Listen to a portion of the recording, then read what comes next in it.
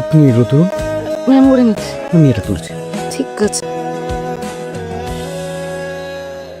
যাবেন ভাই? হ্যাঁ, আরে কোথায় যাবেন সেটা তো বলবেন। বলুন না, বলছি। আরে অদ্ভুত তো। ম্যাডাম, ভাঙা যাবে না, 60 টাকা খুচরো দিন। খুচরো তো হবে না, গাড়িতে ওটার সময় বলবেন না যে খুচরো নেই। এখানে তো কোনো দোকান করে দেখছি না। তাহলে কি হবে? তাহলে আর কি, পরের দিন যখন বাস স্ট্যান্ডের দিকে যাবে তখন 40 টাকা নিয়ে নেবেন। আরে এই তো কাবেরী চলে এসেছো। আমি ভাবলাম আমার একটু দেরি হয়ে এসো। জায়গাটা একটু ফাঁকা ফাঁকা এই যা, এমনি অসুবিধা কিছু নেই। একটু বেরিয়ে গিয়ে সামনে বাঁহাতে আমার বাড়ি। তোমার মাসিমা বলছিল আজকে রাতে আমাদের ওখানেই খেয়ে নি। না না, আমি সব নিয়ে এসেছি, চট করে কিছু একটা করে নিস। ভাড়াটা কিন্তু 5 তারিখের মধ্যে ওটা দেরি করো না। দেরি হবে না। সাবধানে থেকো। হ্যাঁ, আমি আসি তাহলে তো করে দিই। হ্যাঁ, আস। আপনি তো জানেন দিদি, এটা আমার কতটা দরকার ছিল।